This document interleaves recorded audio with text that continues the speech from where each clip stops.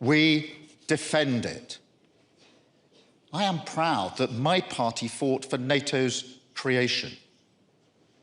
What our then Foreign Secretary Ernie Bevan called a spiritual union of the West.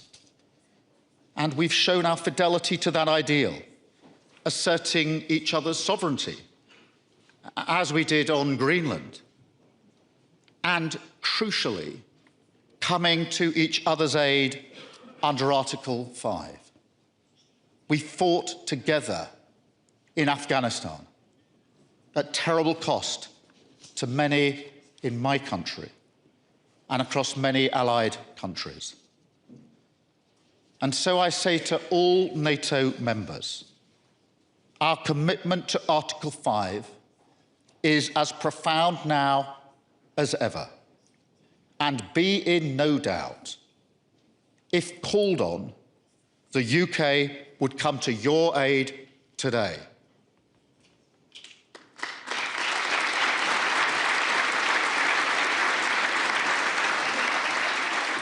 Now, Europe must not turn its back on this.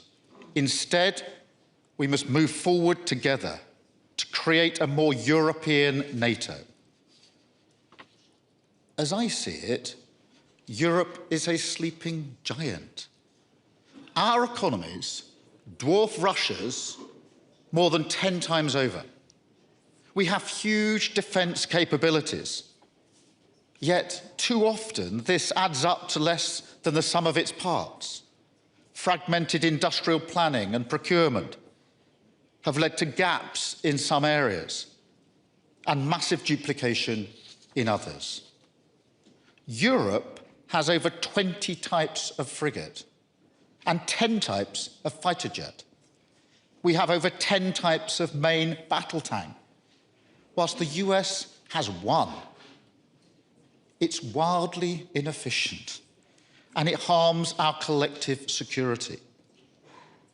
Now, the US security umbrella has allowed these bad habits to develop, but now we must break them. And we have shown that we can coordinate to great effect, as Ursula has just set out, supporting Ukraine in a way that Putin never really imagined, creating the coalition of the willing, which now covers almost all of Europe, as well as Canada and our friends in the Asia-Pacific. And going further in our support, with the UK announcing over £500 million this week for more air defence for the Ukrainian people. To meet the wider threat, it is clear that we are going to have to spend more faster. And we've shown our collective intent in this regard as well, with the historic agreement to increase spending to 5% on security and defence. And we're prepared to explore innovative solutions. So we're stepping up work with like-minded allies on options for a collective approach to defence financing to help accelerate this vital investment. And as we increase spending, we must use it to its full potential. We must come together to integrate our capabilities, spending and procurement, and build a joint European defence industry. I welcome the steps that have been taken so far, which could allow us to participate in the £90 billion euro loan to Ukraine. I hope we can work together like this going forward, because, look, the logic of defence is solidarity and collective effort, not market access. In a crisis, our citizens expect us to be ready, so we need to deliver a step change in collaboration. And I'm proud of the work we're already doing together, delivering cutting-edge drones with Ukraine, developing next-generation long-range missiles with Germany, Italy and France, working with our JEF allies to protect our northern flank, doubling our deployment of British commandos in the Arctic, taking control of NATO's Atlantic and Northern Command in Norfolk, Virginia, and transforming our Royal Navy by striking the biggest warship deal in British history with Norway. We're building a fleet of warships to hunt Russian submarines and protect undersea infrastructure. We want to replicate this level of collaboration with other allies across the High North and the Baltic. And I can announce today that the UK will deploy our carrier strike group to the North Atlantic and the High North this year, led by HMS Prince of Wales, operating alongside the US, Canada, and other NATO allies, in a powerful show of our commitment to Euro-Atlantic security.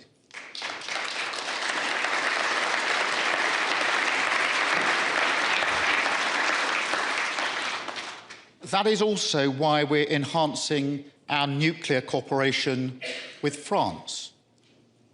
For decades, the United Kingdom has been the only nuclear power in Europe to commit its deterrent to protect all NATO members.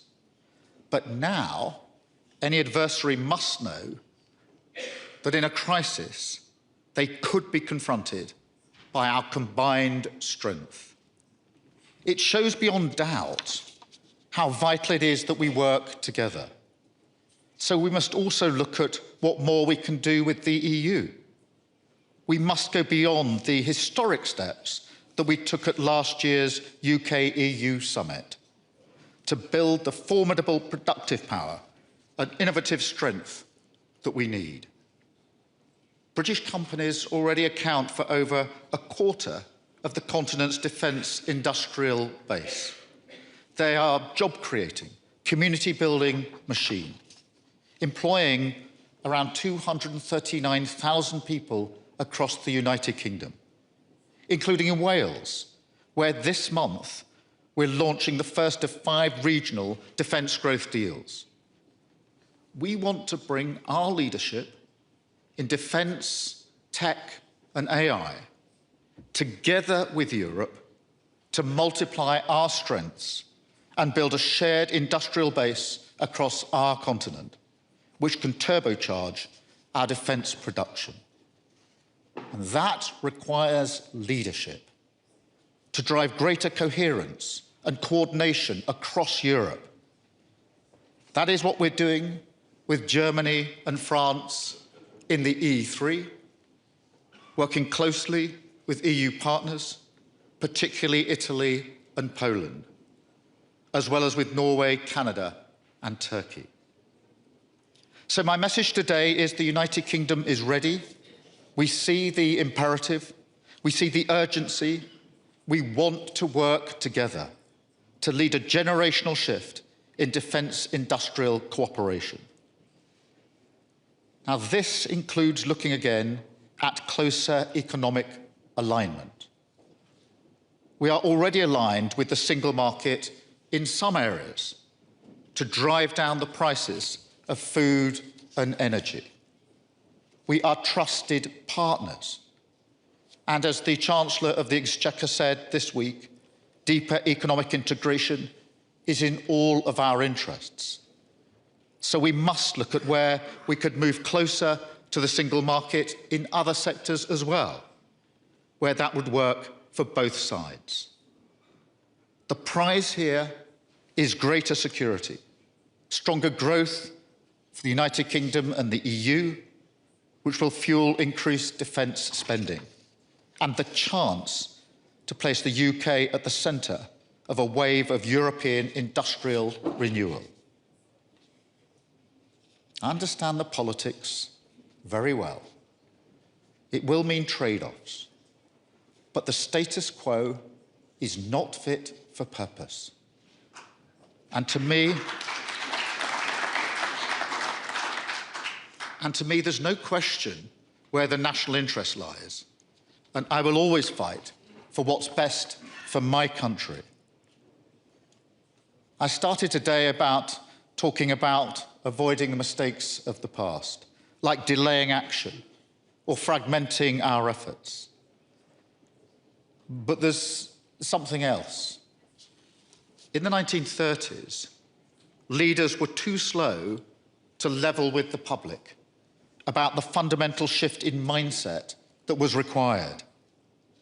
So we must work harder today to build consent for the decisions we must take to keep us safe. Because if we don't, the peddlers of easy answers are ready on the extremes of left and right, and they will offer their solutions instead. It's striking that the different ends of the spectrum share so much. Soft on Russia, weak on NATO, if not outright opposed, and determined to sacrifice the relationship we need on the altar of their ideology. The future they offer is one of division and then capitulation.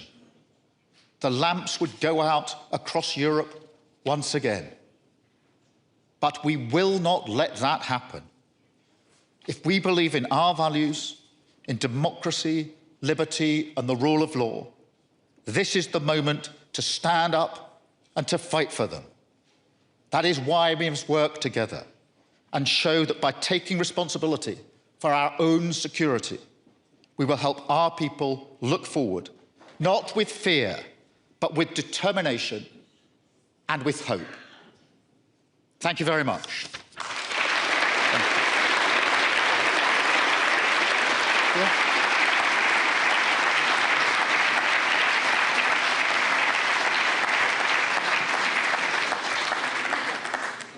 Very clearly spelled. Prime Minister, President, welcome. Thank you for those addresses. Clearly a call to arms, and we can discuss a little bit. But first I want to ask you, there were a couple of applause lines for Secretary of State Marco Rubio. He said, it's neither our wish or our goal to destroy the transatlantic alliance. So I want to know whether you feel convinced by that, whether you feel that the feathers are being, unruffled after last year's broadside, which was exactly the opposite from the American Speaker, Vice President J.D. Vance.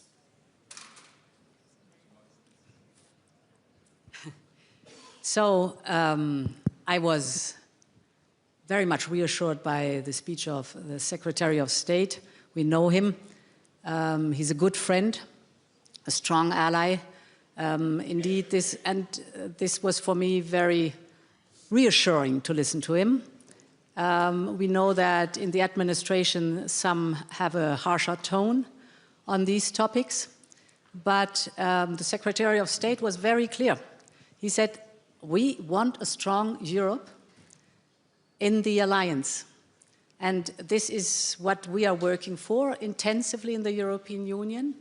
We have to be an independent Europe, not a Europe that is leaning on someone, but a Europe that is going forward with friends and allies together, facing the challenges that are out there.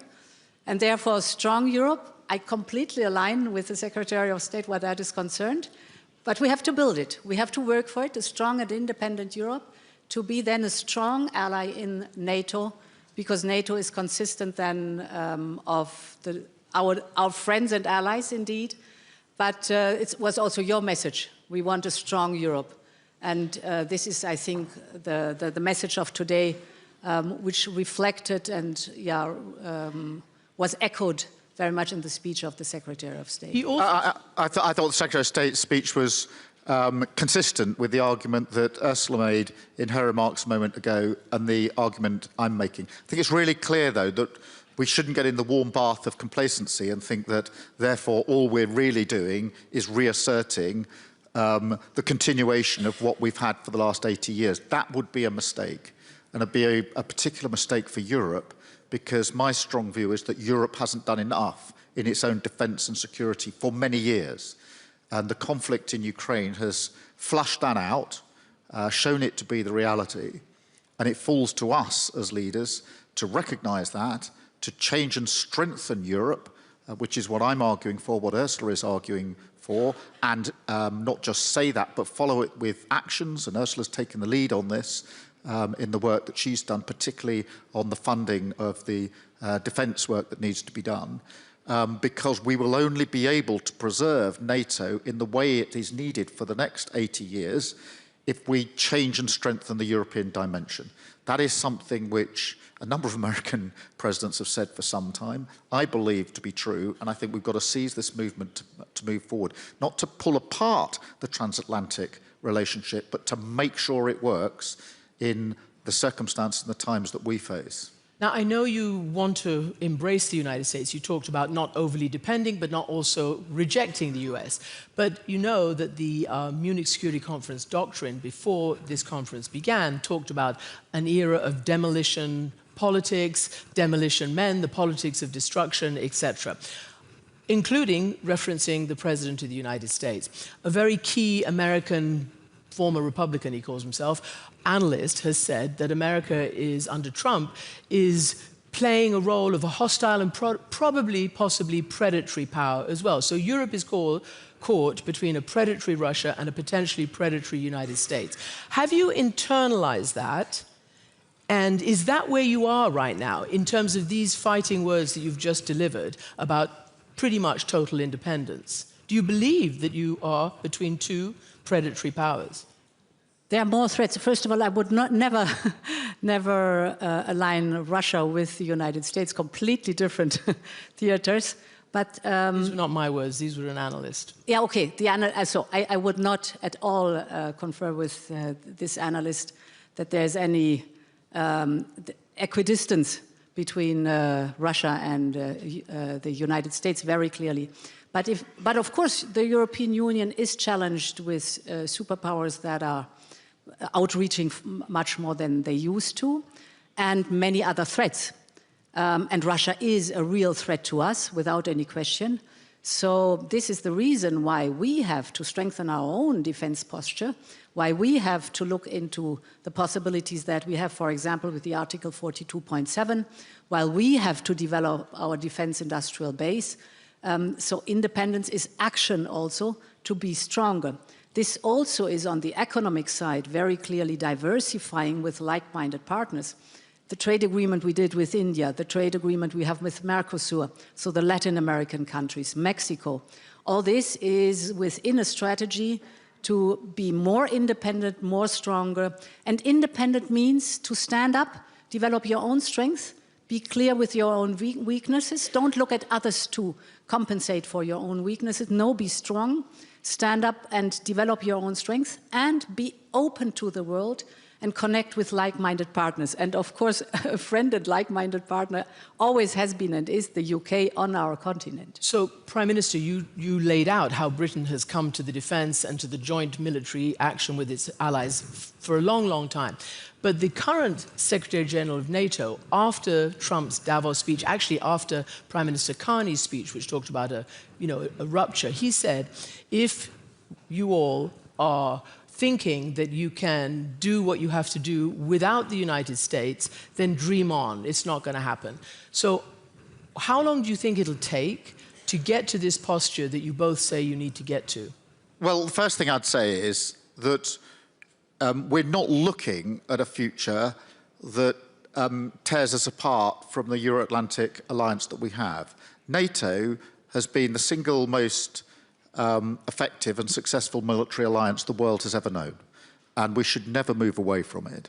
I often and always base my thinking on what is the reality on the ground. And the reality on the ground, so far as the UK is concerned, is we are working with the US on defence, security and intelligence 24/7, every single day. So that is the reality of what is happening.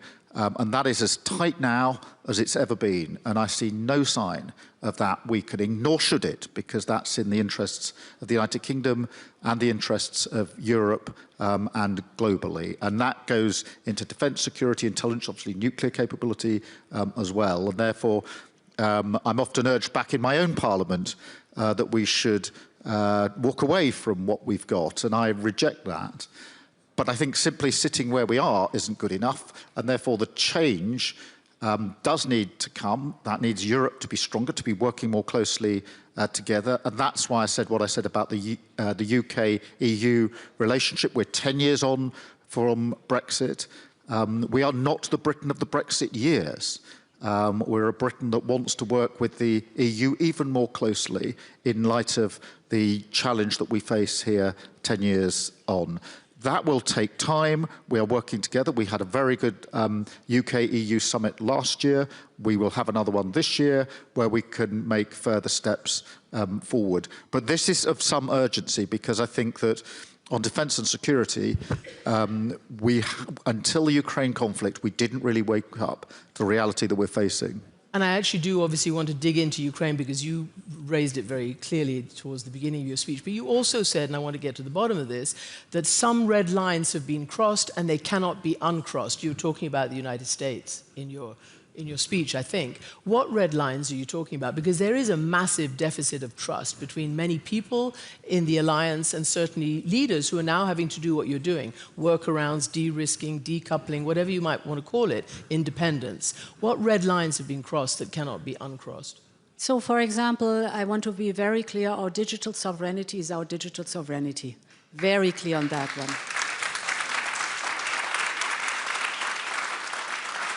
And we have a long tradition in freedom of speech. Actually, the Enlightenment started on our continent. And we are very clear with digital sovereignty also that what is forbidden offline is forbidden online. And we will not flinch what that is concerned. We will be very steadfast to pursue this very clear demand for us. But if I may also look at the quote of the Secretary General of NATO, dream on. I would like to tell him, my dear friend, no, my dear friend, there's not only status quo goes on, or division and disruption. There is a lot in between. And status quo is not satisfactory, neither for us, nor for the United States. So there is much more in between, and an independent Europe just means let's develop our strengths without constantly leaning on someone else, and then being strong, moving forward and facing the challenges the world is offering to us. This is what I want to tell my friend Mark Rutte. Prime Minister, in terms of, President von der Leyen talked about the digital space. That is a red line that cannot be, messed around with. What about the violating international borders space? Do you believe the US threat to Greenland is over? That was a red line for you. It all seemed to stiffen all of your collective spines and you got kind of moving on it. Do you think the threat is over? Well, I think that, firstly, I'm very pleased that that is now in a process of dialogue, which is where it should have been. The security in the Arctic is really important for all of us, and we need to do more. That's why I announced what I announced about the Carrier Strike Group. I thought that those weeks of Greenland were quite instructive because we had, certainly from the British point of view, the usual mix of common sense, pragmatism, but sticking to our values and principles. And across Europe, we stuck to those values and principles about sovereignty and why sovereignty matters. And it was a period in which there was intense collaboration and discussion amongst European leaders as to how we would approach the issue. And I was very pleased that we did it in the way that we did. As I say, a mix, as ever, with the Brits of pragmatism and common sense, but with saying these are the lines, these are our principles, these are our values, and that requires us to be absolutely clear about the question of sovereignty. And now it is in a process of discussion and dialogue focused, in my view, where it should be, which is on security in the Arctic, which is a pressing issue and an issue where we all need to do more. About Ukraine, because, again, Marco Rubio, the Secretary of State, barely mentioned it except for an elusive peace, he said those words. Now, President Trump has said in his latest comments that Ukraine, President Zelensky needs to get onto it because Russia wants a deal, these are his words, and President Zelensky needs to get onto it right now, otherwise he's going to miss a great opportunity. Secretary Rubio did not go to your meeting, your leaders' meeting with President Zelensky last night. Where do you think this all stands? Where do the negotiations stand? Is it Zelensky who needs to be pressured? So I think it's extremely important that we do not buy in the Russian narrative. And this has been out too much there. I mean, if we look at the strategic goals and the military goals of Putin, it's a huge failure. He wanted to Russify Ukraine. Ukraine has become European. He wanted to stop NATO. NATO has gotten bigger with Sweden and Finland. He wanted to occupy Ukraine within days or weeks. Well, now we are unfortunately in the 4th year of the war. And I think it is so important that we, on our side, tell the truth, what is going on in Russia, with a war economy, with skyrocketing interest rates and inflation, completely isolated.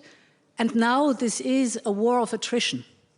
And in this war of attrition, it is of utmost importance that we push forward the negotiations and put pressure on Putin that he finally comes to the negotiation table.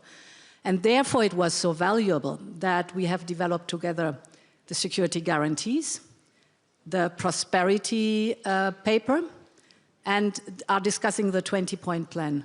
Because it is of utmost importance that Ukraine, the European Union, and the United States are on one side of the page, that we are very clear what our standpoint is. This has very much matured, and now it's a matter of putting pressure on Putin that he comes. He avoids, of course, the negotiation table because he does not want to sit down to have peace, which is absolutely abhorrent.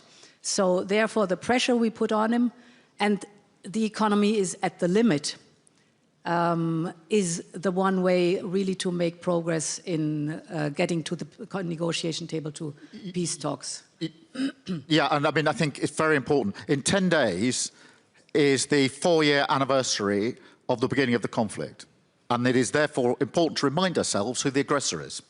The aggressor is Russia. And the quickest way for this conflict to end is for Russia to stop its aggression.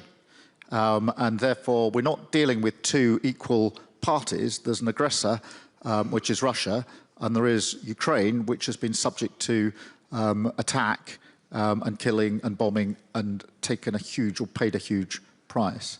I agree with Ursula that actually, if you look at the situation on the ground, it was a huge strategic error for Putin. He thought he would take Ukraine in a matter of weeks. And here we are 4 years later. He has by no means achieved his end, and he has had the opposite effect. The NATO summit last year was the biggest and the strongest, with the greatest resolve for many, many years. So NATO is stronger. Russia's lost, as I mentioned a moment ago, 1 million lives to this conflict. In January this year, I think I'm right in saying 30,000 died on the front line. That is why we're all working for a just and lasting peace. But it will only be just and lasting if the security guarantees, because we've had a cessation of hostilities before, but without anything sitting behind it. And one thing we know about Putin, if nothing sits behind it, he'll go again, which is why we set up the coalition, the willing to work on security guarantees. I'm really pleased we're working with the US on that. Actually, another example, whatever words are used by different individuals in different parts of the globe, the practical reality is we're working with the Americans on the security guarantees, and we're more advanced now than we were 3 months ago. And I'm really pleased that we're in a better position. So I need to ask you a political question, because a lot of people at home are interested. You've just spoken about the amount of money that needs to be spent on the Ukraine defense, on Britain, on Europe. That takes politics and convincing. I wanted to ask you, do you think you narrowly just miss being toppled? Do you think that what's happening in the politics at home is distracting you and perhaps making you vulnerable to a Brexit follow, the Reform Party, or even maybe the Conservatives, who might not want to pursue the kind of politics that you want to pursue? No, I reject that. I ended the week much stronger than I started it, and that's a very good place to be. And my party and my government is completely united on the question of Ukraine and defence and security, and the need for stronger relations with Europe on defence, on security, and on economy as well. And so I think that there is real strength in the position I've now set out. I think the whole of the government is united behind that. I think actually it unites across the House of Commons. Not everybody, I accept. Reform have a different agenda. They're pro-Putin. We know where they stand. Imagine if they were in government in the United Kingdom. The coalition of the willing could not exist with UK participation in it. We would not be seen as a leader on the European or international stage. We would be seen as a country that people couldn't do business with. So it's not universal across our parliament, but there's a very strong feeling amongst right-minded politicians that we stick together on Ukraine. When I was in opposition, we supported the then government, Conservative government on Ukraine, because it was the right thing to do for the values that we uphold. And I'm pleased to say that the Conservative opposition, as it now is, supports the government when it comes to Ukraine, because again, we share the values that underpin it. So for all of the divisions that you never to get in politics, there are some real clarity and some real certainty on these key issues. Prime Minister Starmer, President von der Leyen, thank you very much indeed. Thank you.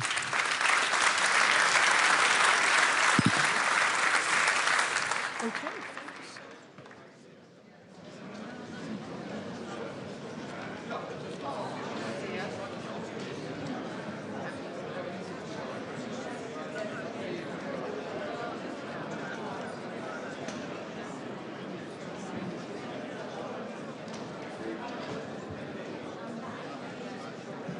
Ladies and gentlemen, the programme in the conference hall will continue at 11:45 with the session Coalition of the Able, Securing Long-Term Support for Ukraine. Ladies and gentlemen, we welcome you back in the main conference hall at 11:45.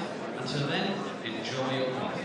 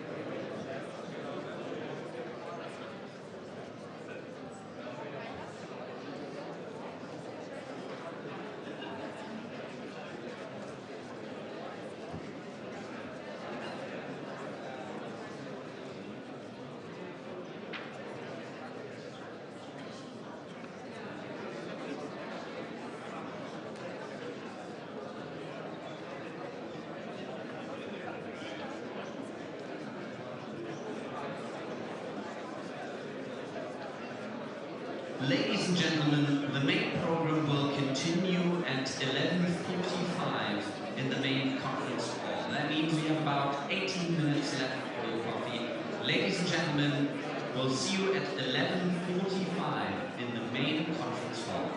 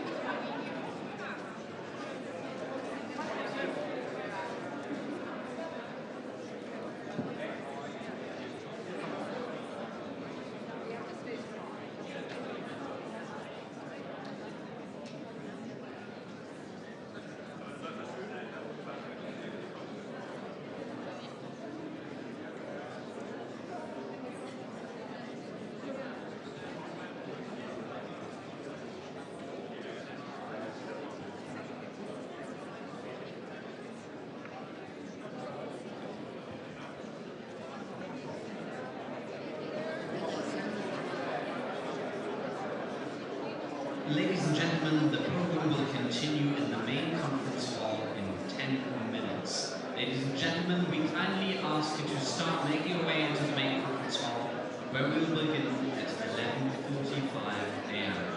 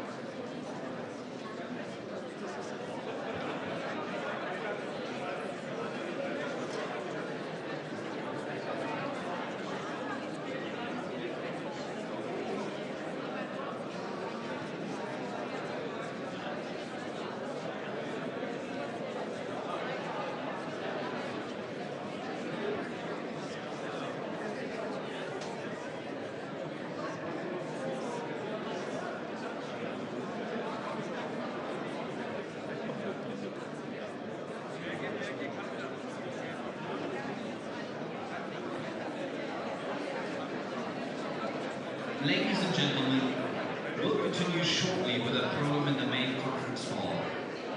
Please make your way into the main conference hall now.